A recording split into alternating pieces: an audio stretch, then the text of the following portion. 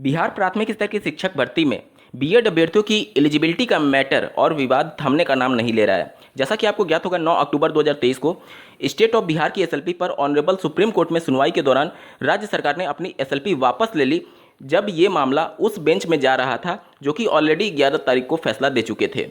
इसके बाद से आज दिनांक 10 अक्टूबर 2023 को माननीय पटना हाईकोर्ट में इसी मैटर पर एक महत्वपूर्ण सुनवाई है, जिसके बारे में डिटेल में इस वीडियो में बात करेंगे।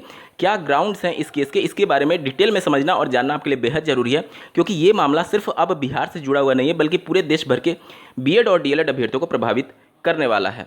नमस्कार दोस्तों, मेरा नाम है नीरज। आप देख रहे हैं कैरियर बिट यूट्यूब चैनल। अगर आप इस चैनल पर पहली बार विजिट कर रहे हैं तो इसको सब्सक्राइब करते हुए बेल आइकन को प्रेस करना ना भूलें। इस केस का केस नंबर आप अपने स्क्रीन पर देख पा रहे होंगे, 5053/2021, जिस केस को फाइल किया गया था 28 दिसंबर 2020 को। तिथियों पर विशेष तौर पर ध्यान दीजिएगा। 28 दिसंबर 2020, उस समय तक ऑनरेबल जोधपुर हाईकोर्ट का फैसला नहीं आया था बीएड को अपात्र करते हुए। ठीक है, ध्यान से समझिएगा।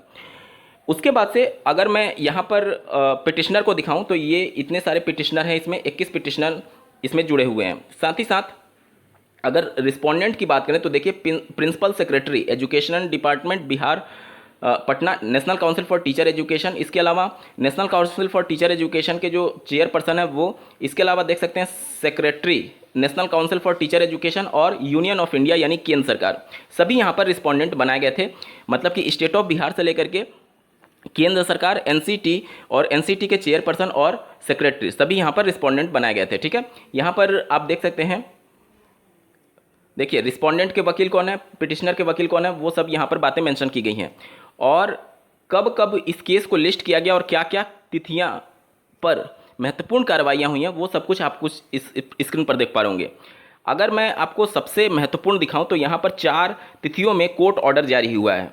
इसी कोर्ट ऑर्डर के माध्यम से आप पूरे केस को समझ पाएंगे। देखिए, पहला इस केस में जो कोर्ट ऑर्डर हुआ है 4 मई 2021 को हुआ है, फिर 16 जुलाई 2021 को, फिर 17 सितंबर 2021 को और अंतिम में 20 जनवरी 2022 को। इसी केस से आपको स्थिति स्पष्ट होगी कि जो state of Bihar honourable supreme court में अपनी एसएलपी लेकर के गई थी कि हमें नहीं पता था कि, या फिर एनसीटी ने हमें कोई भी इस संबंध में गाइडलाइन जारी नहीं किया था, वो सब कुछ आपको यहाँ से क्लियर होगा कि स्टेट ऑफ बिहार उस एसएलपी में कितनी झूठ बातों को मेंशन किया गया था। 4 मई 2021 का कोर्ट ऑर्डर आप अपने स्क्रीन पर देख पा रहे होंगे। स्क्रीन पर देख पा रहे होंगे Lalan Kumar versus state of Bihar, और यहाँ पर आप देख सकते हैं 4 मई 2021 का ये कोर्ट ऑर्डर है। एक बार जल्दी से देख लीजिए।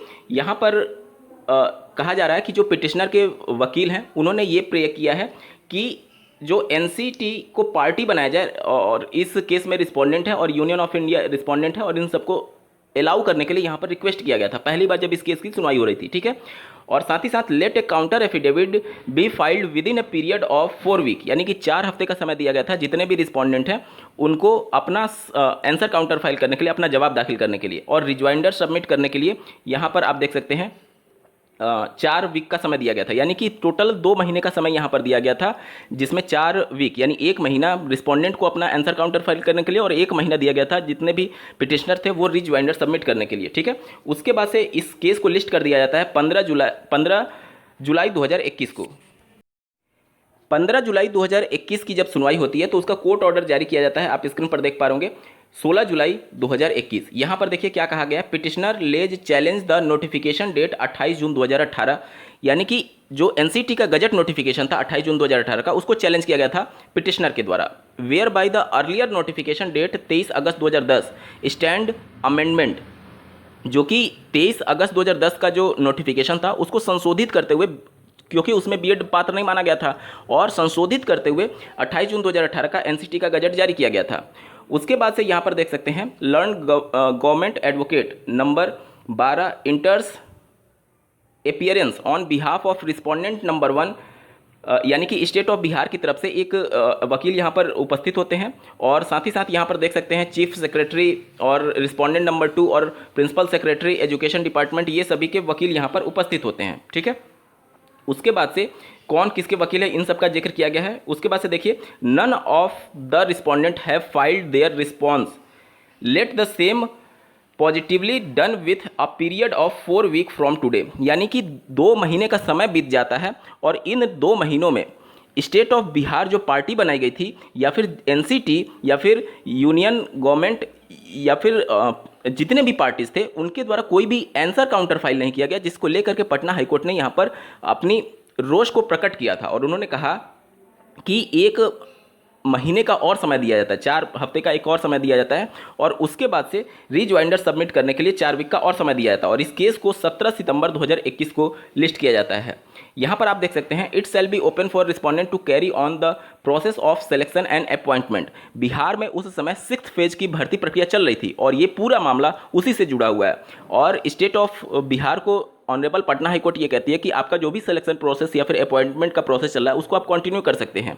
And the pendency of the petition shall not come in the way of authorize taking appropriate action in that direction, but however all candidates selected and appointed shall be made aware of the pendency of the present petition and that their appointment shall be subjected to outcome of the same।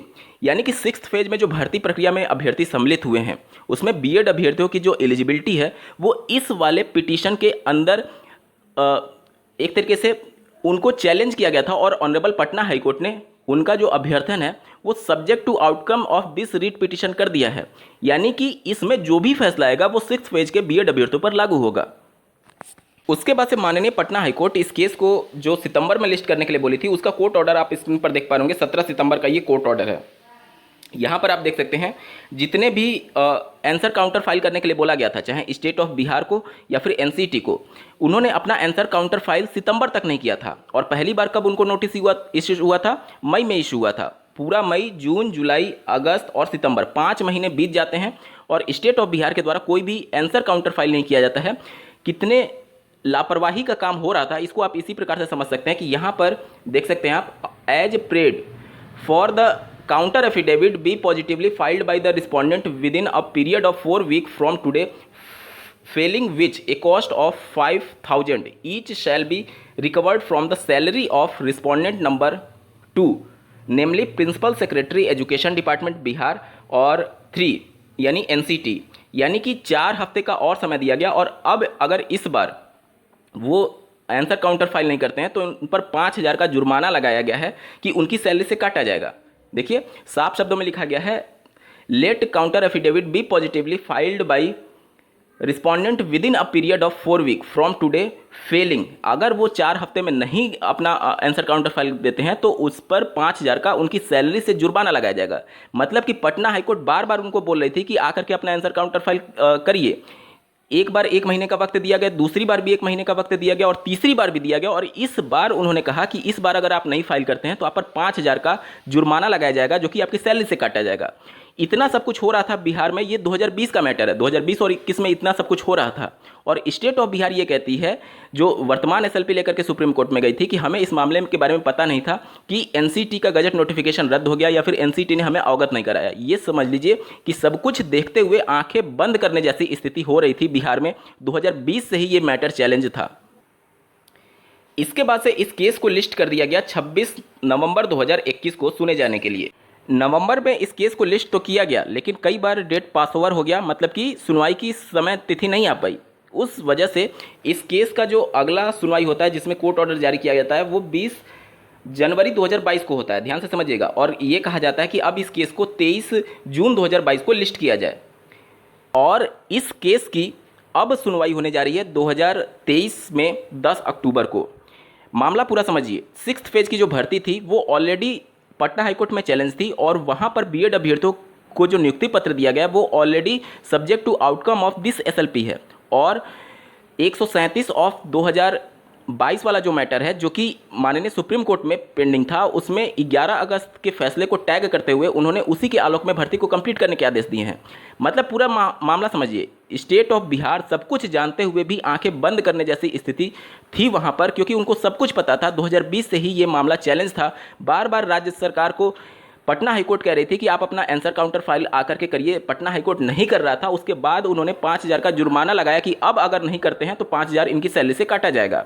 इन सबको देखते हुए अब चीज़ें आपको स्पष्ट हो रही होंगी कि कितना लापरवाही का काम स्टेट ऑफ बिहार के द्वारा 6th फेज की भर्ती से लेकर के अब तक किया जा रहा है। कि इतना सब कुछ ज्ञात होने के बावजूद भी ये अपने नोटिफिकेशन में, एडवर्टीजमेंट में इस बात का जिक्र नहीं करते हैं कि पटना हाईकोर्ट में मामला पेंडिंग है या फिर सुप्रीम कोर्ट में मामला पेंडिंग है और उसके फैसले के अधीन ये भर्ती प्रक्रिया रहेगी या फिर पूरा नोटिफिकेशन रहेगा। तो ये लापरवाही का ही सिर्फ और सिर्फ उदाहरण है, इससे ज़्यादा कुछ भी नहीं है। तो इस मामले की आज महत्वपूर्ण सुनवाई है 10 अक्टूबर 2023 को। अब इस मामले में क्या कुछ होता है, माननीय पटना हाईकोर्ट के आज की सुनवाई के बाद चीज़ें स्पष्ट होंगी। इस वीडियो को देखने के लिए आपका बहुत बहुत धन्यवाद। भगवान करे आपका दिन शुभ हो।